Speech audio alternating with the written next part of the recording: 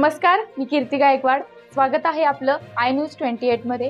चला तर मग जाणून घेऊयात महाराष्ट्रातल्या ताज्या घडामोडी। गोडखैरी सर्कल येथे आमदार डॉक्टर आशिष देशमुख यांनी हस्ते विविध भूमिपूजन सोहळा।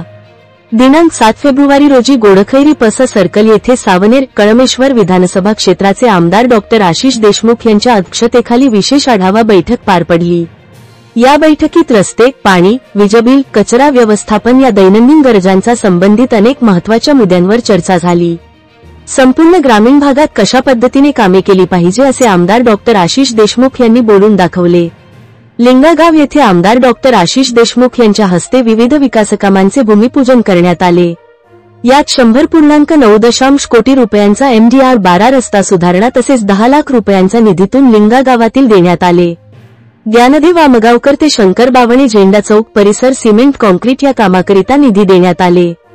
प्रत्येक गावातील गावकरी नागरिकांचा समस्या जाणून घेत त्या आमदार डॉक्टर आशिष देशमुख यांनी संबंधित अधिकाऱ्यांकडून लोकप्रतिनिधीकडून आढावा बैठक घेतली आणि दैनंदिन कामे कुठल्या गोष्टींना प्राधान्य देऊन कामे व्हायला हवी याच्या व्यवस्थितपणे आढावा बैठक घेऊन सूचना देण्यात आले। प्रमुख पाहुणे डॉक्टर राजीव पोद्दार, इमेश्वर यावलकर, संदीप उपाध्ये, प्रमोद हत्ती, अजय वाटकर आणि सर्व पदाधिकारी उपस्थित होते। नागपूर ग्रामीण इशिका धार्मिकची रिपोर्ट।